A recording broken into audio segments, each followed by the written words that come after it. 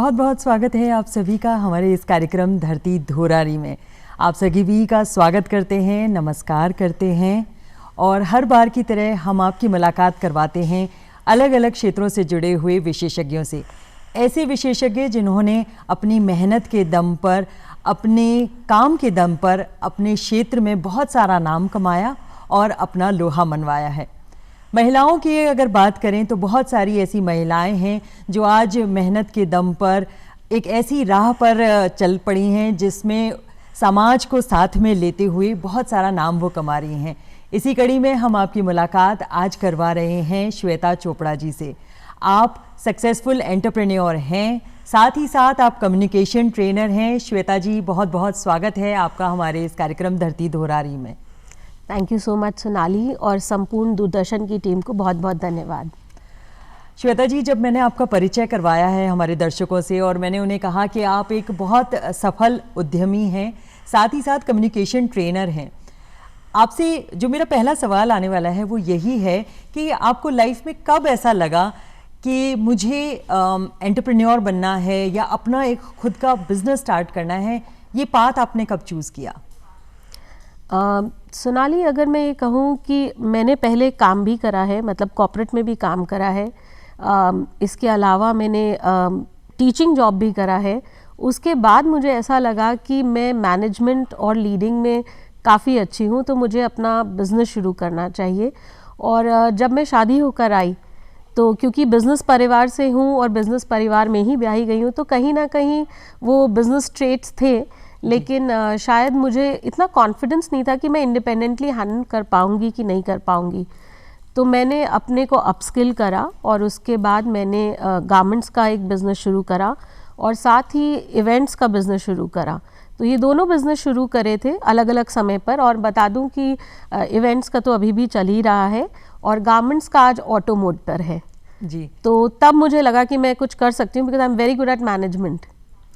जब आपने मैनेजमेंट की बात की है, सिर्फ आप एक सक्सेसफुल एंटरप्रेन्योर किसी एक क्षेत्र में नहीं हैं, आप रेडियो से आपका जुड़ाव रहा है लंबे समय से, उसके अलावा गारमेंट इंडस्ट्री में आपने बहुत सारा काम किया है, सोशल वर्क में आप एक्टिव हैं। जब इतने सारे अलग अलग फील्ड्स में आप काम कर रही हैं तो ये जो एक्सपीरियंस है, हर दिन कुछ ना कुछ नया आपको सीखने को मिलता होगा।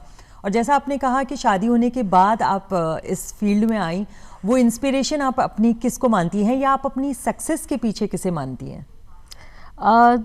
सोनाली, ऐसा कहा जाता है कि जितने भी पुरुष सक्सेसफुल हैं उनके पीछे किसी ना किसी महिला का हाथ है, पर मैं ऐसा समझती हूँ कि अगर आज मैं आपकी डेफिनेशन में सक्सेसफुल हूँ या समाज की डेफिनेशन में, तो उसके पीछे बहुत सारे पुरुषों को मैं श्रेय देना चाहूँगी। ख़ास तौर से अपने दोनों पिताजी को, लाइक माय बायोलॉजिकल फादर और मेरे ससुर जी दोनों, क्योंकि उन्होंने मुझे बहुत इंस्पायर करा, बहुत पुश करा, और साथ ही अपने हस्बैंड को। तो इन तीनों पुरुषों के कारण आज मैं सक्सेसफुल हूँ। ना सिर्फ उन्होंने मुझे सपोर्ट करा, और कई बार जब स्थितियाँ लाइक समाज के हिसाब से डिफ़िकल्ट अगर मैं कह सकूँ या फैमिली में भी, तो आउट ऑफ द वे जाकर उन्होंने सपोर्ट भी किया है। तो मैं ये कहूँगी अगर आज मैं सक्सेसफुल हूँ तो it's because of these men in my life. Because empowered मेरे ख्याल से महिलाएं हैं, but how to handle these empowered women, that is very important. तो इन लोगों ने बहुत सपोर्ट किया है। और जब आप सपोर्ट की बात करें, और मुझे लगता है कि फ़ीमेल्स की जहाँ तक बात है, महिलाओं की जब बात होती है तो बहुत सारा बैलेंस की ज़रूरत होती है। आपने कहा कि उन्होंने आपको बहुत सपोर्ट किया है, आपके घर के पुरुषों ने, और एक बैलेंस चाहिए। और आप एक बिज़नेस आप नहीं कर रही हैं, मल्टीपल चीज़ें जब आप कर रही हैं, साथ ही साथ अभी 2019 में आप फिकी फ्लो के विमेन ऑर्गेनाइजेशन है बहुत बड़ा, उसकी आप चेयरपर्सन रही उस टाइम, और बहुत सारा सामाजिक कार्य आपने किया। तो इसमें आने की जो प्रेरणा है, समाज को वापस कुछ लौटाने की जो प्रेरणा है, उसको देने के पीछे आप क्या वजह मानती हैं? सोनाली, अपने लिए हम सब कुछ, मतलब हम लोग सब अपने लिए कर रहे हैं, पैसा कमा रहे हैं, नाम कमा रहे हैं, बट एक स्टेज आती है जहाँ पर वो सब चीज़ें आपको खुशी नहीं देती। खुशी देती है वो स्माइल जो किसी ऐसे व्यक्ति से आ रही है जिसे आप जानते नहीं हैं। और मेरा सौभाग्य रहा कि मैं फिकी फ्लो से जुड़ी 2019 से 8 साल पहले, और धीरे धीरे मैंने जो भी मुझे कार्य दिया गया, छोटा बड़ा, मैं सब करती रही, and eventually I graduated to the position of a chairperson. वहाँ पर मैंने ना सिर्फ ग्रास रूट लेवल बल्कि मिडिल लेवल और अपर लेवल पे भी विमेन के साथ काम करा। ना सिर्फ जो एंटरप्रेन्योर्स हैं या जो कॉर्पोरेट्स हैं बल्कि उनके साथ भी काम करा। हम लोग का एक पर्टिकुलर एरिया है जो टिपिकली सोशल वर्क करता है, तो हमने बहुत सारे सरकारी स्कूलों में जाकर दान उत्सव के तहत हमने स्किल्स को उनकी इन्हांस करा स्टूडेंट्स की, और कोशिश की कि जो स्किल सेट घर बैठी महिलाओं के पास है वो मैं पहुंचाऊं उन बच्चों के पास जो गवर्नमेंट स्कूल्स में पहुंच रहे हैं। जी श्वेता, जब आपने कहा कि बहुत सारे गवर्नमेंट स्कूल्स के साथ आप लोग जुड़े हुए थे, तो वो कौन कौन सी चीज़ें हैं, मतलब क्योंकि क्या आपके साथ जो और एसोसिएशन में लोग थे, क्या आप लोग रेगुलर बेसिस पे उन बच्चों को पढ़ा रहे थे या कोई ऐसे स्पेसिफिक फील्ड्स थे जिन पर आप काम कर रहे थे? तो सोनाली, रेगुलर बेसिस पे नहीं, हम लोग करियर काउंसलिंग के सेशंस ज़रूर रखवा रहे थे उनके लिए, बट दान उत्सव के वक्त यानी कि 2 अक्टूबर से लेके 10 अक्टूबर तक 2019 में हमने बहुत सारा एक पूरा प्लान रेडी करा था फॉर 18 स्कूल्स, और वहाँ पर हमने बहुत सारी अपनी जो फिकी फ्लो की महिलाएं उनको जोड़ा अलग अलग स्कूल्स में अलग अलग चीज़ों की ट्रेनिंग देने के लिए फॉर 10 डेज़। इसके अलावा मंथली बेसिस पे हम रेगुलर प्रोग्राम्स करते थे। यहाँ मैं आपको बताना चाहूँगी सोनाली कि आजकल मैं एसोचैम विमेन विंग कमेटी की हेड हूँ और हम लोग मेंटल हेल्थ अवेयरनेस पे प्रोग्राम्स कर रहे हैं।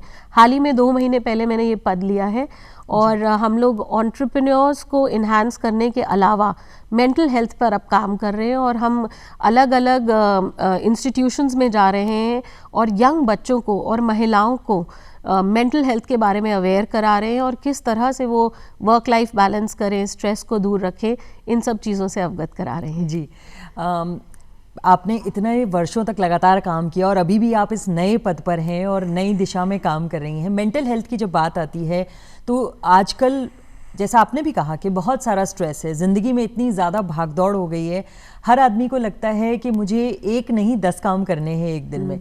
तो ये अपना जो स्केड्यूल होता है हर व्यक्ति का अलग होता है, और स्ट्रेस ना सिर्फ हमारी उम्र के लोगों को है, बच्चों को भी है, बुज़ुर्गों को भी है। किसी को अकेलेपन से स्ट्रेस है और किसी को अत्यधिक काम की वजह से स्ट्रेस है। तो इसमें लेकर जो आप मेंटल हेल्थ पर आप लोग काम कर रहे हैं, उसमें क्या आपके की पॉइंट्स रहते हैं? क्या वर्क एरिया में स्पेसिफिक चीज़ें आप लोग करते हैं? तो सोनाली, सबसे बड़ी बात है कि सब किसी को होड़ लगी हुई है बेटर देन द बेस्ट। तो फर्स्ट थिंग जो हम फोकस करते हैं वो यही बताते हैं कि आपकी दौड़ खुद से है, कल से बेहतर आपने आज क्या करा उस पर फोकस करिए। और दूसरी चीज़ जो हम मतलब जिस पे हम वर्क लाइफ बैलेंस की जब बात करते हैं, क्योंकि बच्चों को भी एग्ज़ाम्स का, मार्क्स का स्ट्रेस, कॉलेज के अलग कॉम्पिटिशन्स का स्ट्रेस, तो वहाँ पर हम उनको यही मतलब हम लोग उनके साथ जो इंटरेक्शंस होते हैं उसमें ये समझाते हैं कि सक्सेस एक बहुत ही ऑनगोइंग जर्नी है। एक बार आप, सपोज़ मैं एक एग्जांपल लेती हूँ कि सपोज़ आपका उद्देश्य है कि आप 2 लाख रुपए महीना कमाएं, एक बार 2 लाख कमाने लगते हैं तो फिर वो 4 हो जाता है, 4 से 6 हो जाता है। तो यानी it's an ongoing journey, it's not कि आज आप कहीं पहुंच गए तो वो आपके लिए ख़त्म हो जाएगा। और सक्सेस सिर्फ करियर से या पैसे से नहीं मापी जा सकती, बल्कि आपके रिलेशनशिप्स कितने हेल्दी हैं, आपका शरीर कितना स्वस्थ है, आपका मन कितना स्वस्थ है, और इन सब के साथ साथ आपका स्पिरिचुअल बीइंग कितना हेल्दी है, बहुत ही इम्पॉर्टेंट है। बिकॉज मुझे लगता है कि इस भागा दौड़ी में बीइंग इन इंडिया हम बहुत ही फॉर्चुनेट है कि हम ऐसे देश में हैं जहाँ पर बहुत ज़्यादा स्पिरिचुअलिटी है, और मुझे लगता है ये एक ऐसी चीज़ है कि अपनी जड़ों से बच्चों को जोड़ना बहुत ज़रूरी है, क्योंकि आध्यात्म जब हम बच्चों में ढालेंगे, जब उनको अपनी जड़ों के बारे में पता होगा, तो automatically they will become balanced in life. So I strongly feel that. जी, जब आपने बच्चों की बात की है, और बच्चे देश का भविष्य हैं, हम सभी जानते हैं, और आपने कहा कि जैसे हम उन्हें अपनी संस्कृति से जोड़ेंगे, हमारे जितने भी, और जब आध्यात्म की बात आती है, योग कहीं भी पीछे नहीं है, और योग में मेडिटेशन मेंटल हेल्थ को लेकर एक बहुत की पॉइंट कह सकते हैं हम, कि अगर कोई भी मेडिटेशन को प्रैक्टिस करना स्टार्ट करता है तो मेंटली भी बहुत स्ट्रांग होता है। क्या कहना चाहेंगी इस पर? सोनाली, मैं बिल्कुल मानती हूँ कि मेडिटेशन का बहुत इम्पॉर्टेंट रोल है, और मेडिटेशन जब आप कोई भी करते हैं, चाहे आप साउंड मेडिटेशन करें या फिर आप किसी पर्टिकुलर म्यूज़िक पे मेडिटेट करें या किसी धुन पे करें, आपको उस पोजीशन में ले जाती हैं जहाँ नमनेस मिलती है फॉर फ्यू सेकंड्स। हालांकि थॉट्स इधर उधर भागते हैं, लेकिन मैं पर्सनली अगर मुझसे पूछे तो मैं जपा मेडिटेशन में बिलीव करती हूँ। मुझे लगता है कि जब आप नाम जाप करते हैं वो भी एक तरह का मेडिटेशन है, और कॉन्टिन्यूसली जो आप बोल रहे हैं वही आप सुन रहे हैं, तो वो भी आपको एक लय में बांधती है, अपने थॉट्स को और माइंड को कंट्रोल करने में हेल्प करती है। So personally I believe in जपा meditation, but definitely meditation gives you a lot of peace, बहुत आपको सुकून देती है और उस जगह पर जाने की पहुंचाती है मेंटली, जहां से आप अपनी थॉट्स को और अपने माइंड को खुद कंट्रोल कर सकें। जी श्वेता जी, जब आपके एंटरप्रेन्योरशिप जर्नी की बात हो रही है, बहुत अलग अलग फील्ड में आपने काम किया है। बिजनेस या उद्यम जो है वो एक ऐसा क्षेत्र माना जाता है जिसमें सालों तक पुरुषों का वर्चस्व रहा है, और आपने इसमें ख़ास मुकाम हासिल किया है, नाम भी बहुत कमाया है।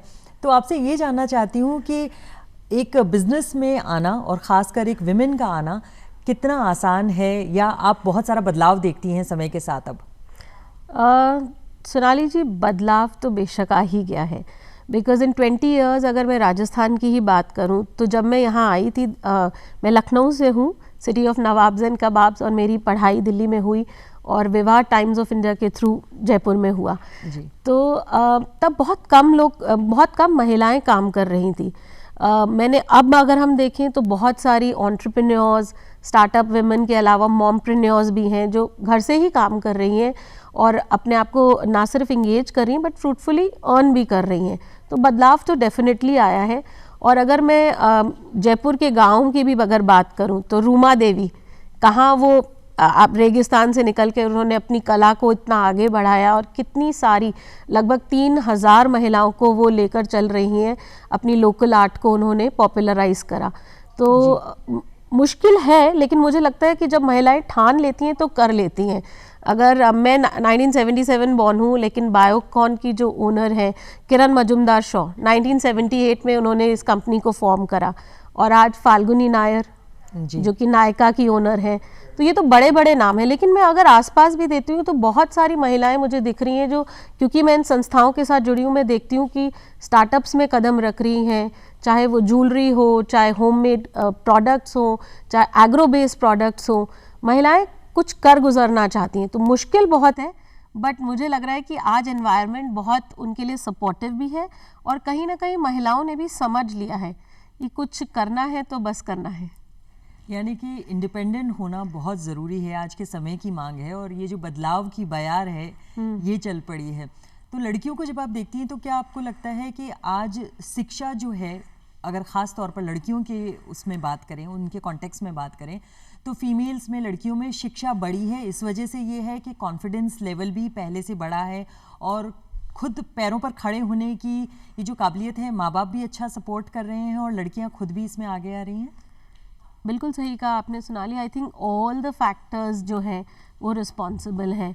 माँ बाप भी बहुत सपोर्टिव हो गए हैं, और लड़की, अब इंफॉर्मेशन टेक्नोलॉजी का ज़माना है, बहुत सारी इंफॉर्मेशन नेट के थ्रू भी आ रही है, और बहुत ज़्यादा अवेयर है गर्ल्स, कॉन्फिडेंट है गर्ल्स, और स्कूल्स और कॉलेजेस में भी एक कॉन्शियस एफर्ट किया जा रहा है कि किस तरह महिलाओं को इंडिपेंडेंट बनाया जाए, और ना सिर्फ उनको पढ़ाने की दिशा में काम हो रहा है, बल्कि उनको स्किल्ड भी किया जा रहा है कि किस तरह से वो अपने एजुकेशन को अप्लाई करके उससे अर्न कर सकें।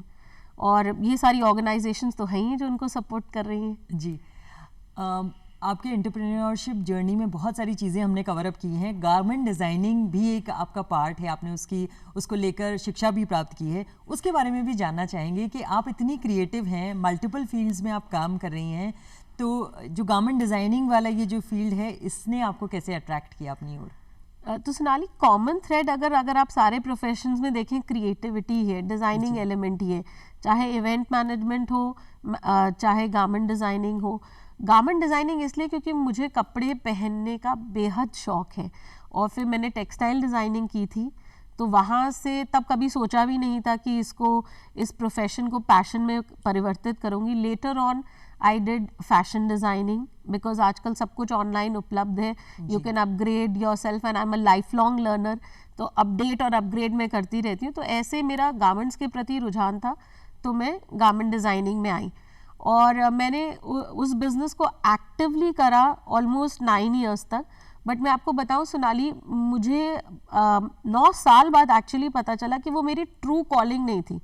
बहुत जब तक मैं उसमें मतलब एक्टिवली इन्वॉल्व थी तो मुझे लगता था कि शायद मैं इसी के लिए बनी हूँ, और बहुत लोगों को मैंने उनके हिसाब से कपड़े बनाकर भी दिए और अपनी क्रिएटिविटी उनके कपड़ों के माध्यम, अपने डिज़ाइनिंग के माध्यम से उनके लिए क्रिएट भी करे। लेकिन मुझे लगता है कि I have been a teacher ever since, an educator, और इसीलिए मैं ट्रेनिंग की तरफ मुड़ी, और मुझे लगता है कि I can help people find their voice. तो मैं कम्युनिकेशन की तरफ वहाँ से आई। हालांकि डिज़ाइनिंग हमेशा आज भी मेरा ऑटो मोड पे चल रहा है, और आज भी वो एक अर्निंग व्यवसाय है। जी, अब आपने जिक्र किया है कम्युनिकेशन का, आप एक कम्युनिकेशन ट्रेनर हैं, तो इस फील्ड के बारे में भी बताइए कि इस फील्ड की तरफ रुझान कैसे हुआ और कैसे आप ट्रेनर के तौर पर काम करती हैं, और क्या ये काम सारा ऑनलाइन है या ऑफलाइन मोड पे भी आप करती हैं, इसके बारे में जानना चाहेंगे। तो सोनाली, ऑनलाइन ऑफलाइन दोनों ही मोड्स ऑपरेशनल हैं, और इस फील्ड में मैंने हाल ही में ब्लेयर सिंगर जी से डिग्री भी ली है, टोनी रॉबिन्स के भी कोर्सेज करे हैं, और मुझे लगता है कि कहीं ना कहीं रेडियो से जुड़े होने से, और उससे भी पहले मैं डिबेट्स, ड्रामेटिक्स, एक्सटेम्पोर में थी, तो बोलना शायद मेरी खासियत रही है। और मैंने नोटिस करा है कि सिर्फ भाषा ही इम्पॉर्टेंट नहीं है और सेल्फ कॉन्फिडेंस ही इम्पॉर्टेंस नहीं है। बहुत बार ऐसा होता है कि लोग इन सब के बावजूद भी खुद को पूरी तरह से एक्सप्रेस नहीं कर पाते। तो मैं हेल्प करती हूँ बच्चों की और ख़ास तौर से महिलाओं की, कि किस तरह से वो अपने आप को प्रेजेंट करें, किस तरह से अपने आप को एक्सप्रेस करें, ताकि वो खुद कंटेंट, सेटिस्फाइड और कॉन्फिडेंट फील करें। तो कहने को तो सिर्फ कम्युनिकेशन बोलने तक लिमिटेड नहीं है, but it is more to do with brand you, कि किस तरह से आप अपने आप को पैकेज करें और किस तरह से अपने आप को प्रेजेंट करें। और इसके लिए मैं कॉलेजेस में सेशंस भी लेती हूँ, और इसके अलावा मेरे ऑनलाइन प्रोग्राम्स भी चलते हैं। जी, जब आपने बात की कि अपने आप को ओवरऑल कैसे ग्रूम किया जाए, तो यानी कि ओवरऑल पर्सनालिटी को आप इन्हांस करती हैं, ना सिर्फ जैसा आपने कहा कि सिर्फ वर्बल कम्युनिकेशन की बात नहीं है, ओवरऑल कैसे कॉन्फिडेंस बूस्ट किया जाए या कैसे अपने आप को शब्दों के माध्यम से अपनी भावनाओं की अभिव्यक्ति की जाए। और कहते हैं ना कि ना सिर्फ शब्द बल्कि हमारी जो शरीर है या जो हमारे पोस्चर हैं या जो हमारे मूवमेंट्स हैं वो भी बहुत कुछ कहते हैं हमारी पर्सनालिटी के बारे में। तो इन सब एस्पेक्ट्स को आप लेकर चलती हैं अपने ट्रेनिंग सेशंस में? Absolutely Sonali, non verbal communication एक बहुत बड़ा हिस्सा है, बॉडी लैंग्वेज एक बहुत बड़ा हिस्सा है। शब्द तो एक बहुत ही छोटा सा अमाउंट है एक्सप्रेशन का या कम्युनिकेशन का, तो नॉन वर्बल कम्युनिकेशन का बहुत बड़ा रोल है। किस तरह से आप हैंडशेक करें, किस तरह से अपनी पिच को प्रेजेंट करें, क्या आपकी टोनालिटी होनी चाहिए, क्या आपका वॉल्यूम होना चाहिए, आपके हाव भाव कैसे होना चाहिए। तो बहुत सारे एटिकेट्स हैं, फेशियल एक्सप्रेशंस हैं, बॉडी लैंग्वेज है, ये सब अपने आप में साइंसेस हैं। बिसाइड्स इसके कि आप ड्रेस कैसे हों, आप किस तरह से अपने आप को कैरी कर रहे हैं, एंड ऑफ कोर्स आपका कंटेंट क्या है। तो कॉन्टेक्स्ट और कंटेंट दोनों ही बहुत इंपॉर्टेंट है। क्या कहना है और कैसे कहना है, ये दोनों जी दोनों का बैलेंस समावेश बनाते हुए किस तरह से आप अपने आप को प्रेजेंट करते हैं, I think that's very important. जी, आपने एक बहुत ही इंटरेस्टिंग बात कही अभी श्वेता इस कॉन्वर्सेशन के दौरान कि अपनी आवाज़ की जो पिच है वो भी बहुत इम्पॉर्टेंट होती है। कि कई बार किसी के बोलने के तरीके से ऐसा लगता है कि शायद वो व्यक्ति गुस्से में है, और कई बार समझ में नहीं आता कि जब हम किसी व्यक्ति से बात कर रहे हैं तो वो हमारे साथ इन्वॉल्व है या नहीं है। तो ये सब छोटी छोटी बातें हैं, पर क्योंकि आप आवाज़ की दुनिया से ताल्लुक़ रखती हैं तो शायद इसको आप बहुत अच्छे से समझ पाती हैं, और शायद यही कारण है कि समझा पाती हैं लोगों को। बिल्कुल सोनाली, जो हम लोग ट्रेनिंग दी जाती है हमको जब रेडियो के वक्त, वो भी काफ़ी कारगर रही। और एक मैं छोटा सा उदाहरण देती हूँ कि अगर सपोज़ मैं आपसे बात कर रही हूँ तो हेलो, ये एक नॉर्मल टोन है जी, हेलो, तो आपने तो अपनी नॉर्मल बात करी, लेकिन जिस तरह से आपने बात करी सामने वाले को लगा कि शायद आप बहुत गुस्से में हैं। एक नॉर्मल हेलो से जो कॉन्वर्सेशन प्रेम पूर्वक शुरू हो सकता था, ऑलरेडी सामने वाला टेकन अबैक है क्योंकि देख नहीं पा रहा। तो जब हम फ़ोन पे बात करते हैं या नॉर्मली भी सामने वाले से बात करते हैं, तो first you have to not just assess who you are, but आपके सामने कौन है। और हर एक शख्स को प्यार और इज़्ज़त तो बहुत पसंद है, और ख़ास तौर से मैंने जैसे कि कहा आपकी आवाज़ में मिठास। तो मैंने एक छोटा सा उदाहरण हेलो का ही लिया। अब आप हेलो, तो बहुत ही वेलकमिंग हेलो है।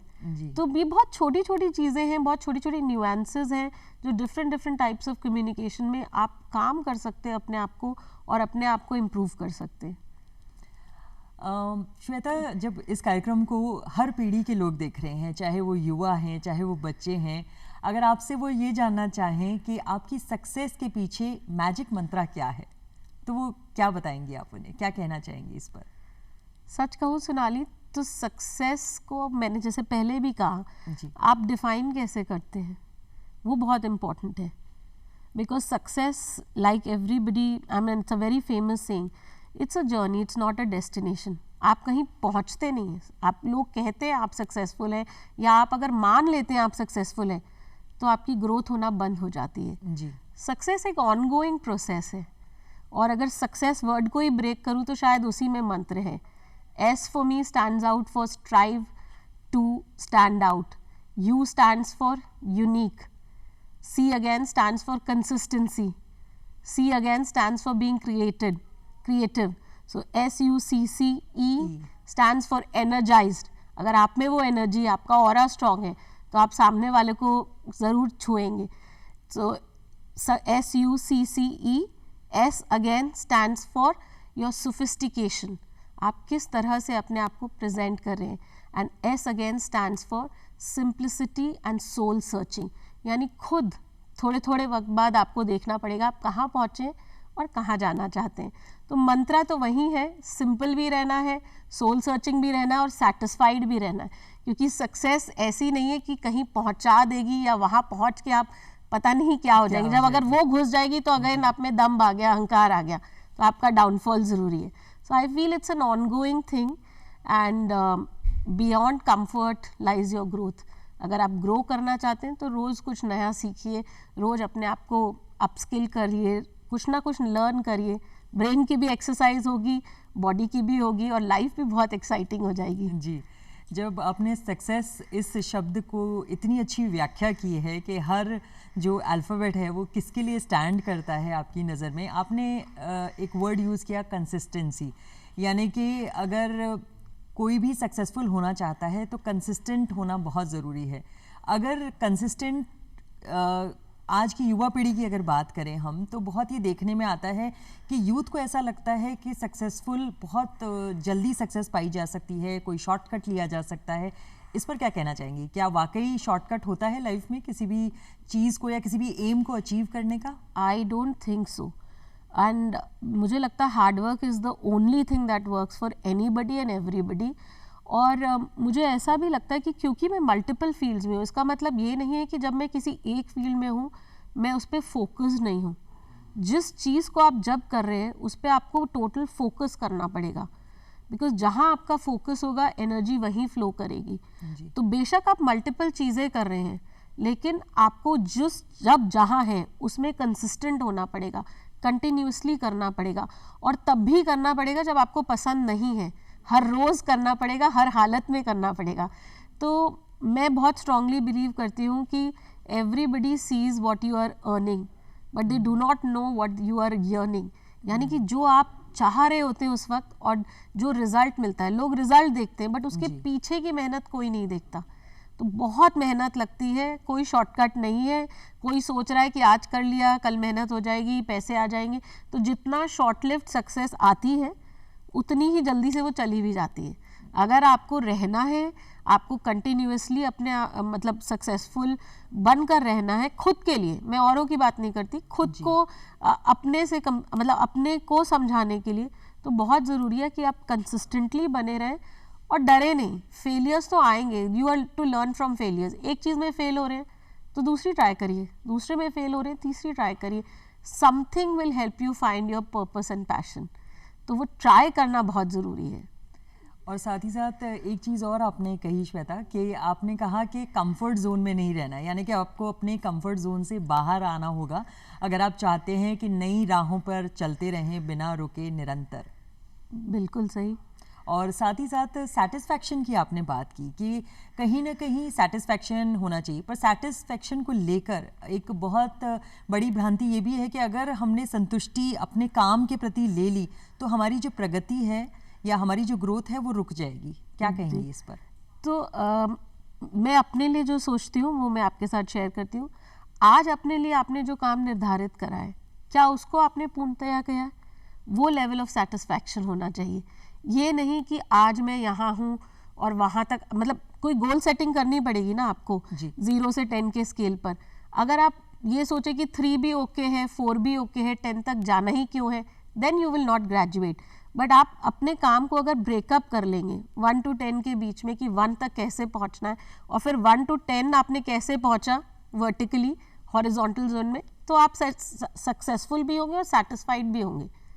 तो मुझे I think that works for me. जी, और अभी तक की आपकी जो यात्रा चल रही है, जर्नी चल रही है आपके बिजनेस को लेकर, एज अ ट्रेनर आप जो इतना सारा काम करी हैं, आई एम श्योर कि बहुत सारी चीज़ें आपने इस जर्नी में सीखी हैं। साथ ही साथ ऐसे बहुत सारे इंसिडेंट्स हुए होंगे जिन्होंने कहीं ना कहीं या तो आपको इंस्पायर किया होगा या उन घटनाओं को देखकर आपको ऐसा लगा होगा कि क्या वाकई ऐसा भी हो सकता है। कोई ऐसी घटना जो आपको ऐसा लगता है कि आप शेयर करना चाहेंगी? तो सोनाली, रिसेंटली जैसे कि मैंने आपसे कहा कि ब्लेयर सिंगर एक इंटरनेशनल ट्रेनर है, उनका सेशन मैंने करा 4 दिन का। आपको बताऊं उनकी उम्र 70+ है और ख़ास बात यह है कि उनकी एनर्जी 16 ईयर ओल्ड की तरह है ही। मतलब उनके ट्रेनिंग सेशन 17-18 घंटे तक चलते हैं, मतलब very long session, even up to मतलब फ्रॉम 10 to 18 आवर्स, तब भी पूरा टाइम उनका एनर्जी लेवल सेम रहता है। और पिछले 40 साल से वो इस प्रोफेशन में है। यानी पर मैंने नोटिस करा जब हमारा पूरा सेशन ख़त्म हुआ तो हमारे रूम के 200 व्यक्ति वो ट्रेनिंग ले रहे थे। रूम के पीछे से एक महिला आती हैं और उनको अंत में वो ग्रैटिट्यूड पे करते हैं और ये कहते हैं कि ये वो है जो 4 दिन तक सिर्फ नोट्स बना रही थी कि मैं कहाँ गलत गया। Okay. So imagine a person doing that job from 40 years, training thousands and thousands of people. Even today, he has somebody जो उनके काम का नोटिंग कर रहा है कि उनकी गलतियाँ कहाँ हुई। बोले कि मैं स्पेशली इनको बुलाता हूँ ताकि ये मुझे बता सके कि इस बार की ट्रेनिंग में किस वक्त मैंने कौन सी गलती की और मैं उसको कैसे बेटर कर सकता हूँ। तो आप देखिए कि आप जैसे हम बात कर रहे थे कि उस मुकाम पे पहुँचने के बाद भी how to better himself. This was something, it really touched me कि level of, मैं कहूँगी कि किस तरह से वो अपने काम के प्रति डेडिकेटेड है, किस तरह से वो अपनी सेल्फ ग्रोथ और इम्प्रूवमेंट के प्रति डेडिकेटेड है। He is walking the talk. वो हर रोज़ देख रहे हैं कि वो कल से बेहतर थे या नहीं। और मतलब आप अगर गूगल करेंगे तो he has no dearth of money और कनेक्ट्स और everything is there on his platter, but still to be so passionate and dedicated, it can only come when you take your work as your passion. मतलब अगर आप self driven हैं और खुद को improve करना चाहते हैं। तो ये एक इंसिडेंट है जो बहुत रीसेंट था और मुझे बहुत टच करा। जी, आपने शुरुआत में अपने बारे में भी कहा कि मैं हमेशा एक स्टूडेंट की तरह, एक लर्नर की तरह, कि हमेशा नया कुछ सीखते रहना चाहिए। वैसे भी कहा जाता है कि सीखने की कभी कोई उम्र नहीं होती, बस इच्छा शक्ति की आवश्यकता होती है। तो इस पर क्या कहना चाहेंगी कि क्या क्या नई नई और चीज़ें हैं? अभी तक आपने बहुत कुछ किया है, बहुत कुछ सीखा है। कोई ऐसी चीज़ें जो आपको लगता है कि आने वाले समय में आप प्लान अप कर रही हैं कि उसके लिए भी समय निकालेंगी और उनको सीखेंगी? Sonali, I want to experience sky diving, scuba diving, क्योंकि मुझे स्विमिंग से बहुत डर लगता है, बट ये मेरी बकेट लिस्ट में है कि मुझे सीखना है। एक वो बैरियर है जिसे मैं क्रॉस करना चाहती हूँ। तो ये 2 चीज़ें तो हैं जो मुझे पता है कि in the very near future जिसको मैं सीखना चाहूँगी और उसके लिए काम भी करना चाहूँगी। दोनों एडवेंचरस भी लग रहे हैं और मुझे लगता है कि क्योंकि मुझे मेंटली लगता है कि ये मुझे कैसे होगा, तो मैं खुद के बैरियर को ब्रेक करने के लिए ये 2 चीज़ें हैं। इसके अलावा अपग्रेड करूँगी अपने आप को ट्रेनिंग्स में, और जैसे जैसे कोई नई नई ट्रेनिंग्स आती हैं तो सोनाली वो भी करती रहती हूँ और काफ़ी कुछ मैं एक्सर्प्ट्स पढ़ती भी रहती हूँ। क्योंकि मुझे ऐसा लगता है कि जब आप नए लोगों से मिलते हैं ना, हर कोई आपको कुछ ना कुछ ज़रूर सिखाता है, प्रोवाइडेड आप लेना चाहते हैं जी। तो जब आप अपना टारगेट बना सकते हैं, जैसे मेरा टारगेट है कि एक दिन में एटलीस्ट एक नए बंदे से मिलना, तो मुझे लगता है कि कुछ ना कुछ तो वो सिखा देगा जी। और वो आप उसको जाके जॉट डाउन करें। मैं I am still a very pen paper person, even in the times of computers मैं जाके उसको लिखूंगी, नोट्स में डालूंगी और फिर देखूंगी कि क्या मैंने उससे आज इम्बाइब करा। जी। So I believe that's the way of my learning. जी, बहुत ही अच्छी बात आपने की है श्वेता यहाँ पर। और लिखना मिलना, जैसे कि कहा जाता है कि एक अच्छा वक्ता होने के लिए सबसे पहले आपको एक अच्छा श्रोता बनना पड़ता है। तो आप बताइए, आप खुद एक कम्युनिकेशन ट्रेनर हैं, कितनी सहमत हैं इस बात से? 100% से भी ज़्यादा अगर कुछ हो तो वो I think active listening is very very important.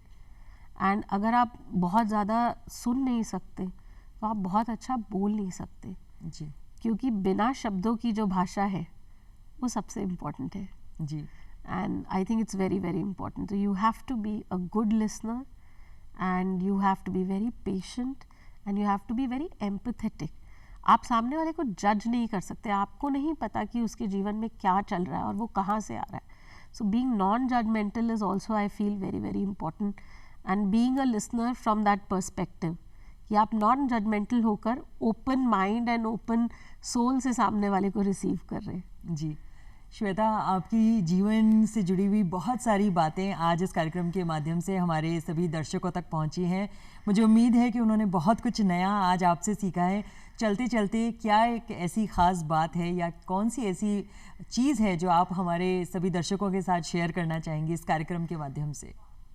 मैं बस यही कहना चाहूँगी सोनाली कि वेट मत करिए कि कोई दिन आएगा जब कुछ होएगा या मैं इस चीज़ को परफेक्टली कर सकती हूँ।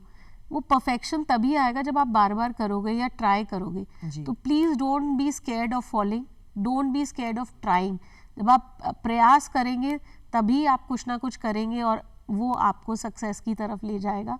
और मुझे लगता है कि सिर्फ पैसे के पीछे मत भागिए, अपने रिश्तों में, अपनी हेल्थ में, अपने करियर में, सभी में इन्वेस्ट करिए और ख़ास तौर से स्पिरिचुअलिटी में, ताकि आप एक कंप्लीट पैकेज की तरह लाइफ को बहुत ही हैप्पीनेस से जी सकें। जी श्वेता चोपड़ा जी, आज आपने हम सभी के लिए समय निकाला। इस कार्यक्रम धरती धोरारी में आप आई, इतनी सारी बातें की, अपने निजी जीवन के अनुभव हम सभी के साथ साझा किए। इस कार्यक्रम में आने के लिए, हमारे लिए वक्त निकालने के लिए आपका बहुत बहुत धन्यवाद। आपका बहुत बहुत धन्यवाद सोनाली और बहुत बहुत धन्यवाद दूरदर्शन की टीम का। Thank you. दर्शकों, अभी आपने देखा कि धरती धोरारी में हमारे साथ थी श्वेता चोपड़ा। आप एक सक्सेसफुल एंटरप्रेन्योर हैं, साथ ही साथ कम्युनिकेशन ट्रेनर हैं। इतनी सारी बातें इस कार्यक्रम के माध्यम से आज आपने जानी। सक्सेस का जो फॉर्मूला उन्होंने दिया, मुझे लगता है कि हम सभी के लिए ये प्रेरणा का काम करेगा कि कैसे हम भी अपनी लाइफ में सक्सेसफुल हो सकते हैं। सक्सेस के जो बहुत सारे मंत्र उन्होंने दिए, उनको अपने जीवन में उतार कर। आप सभी का इस कार्यक्रम को देखने के लिए बहुत बहुत धन्यवाद।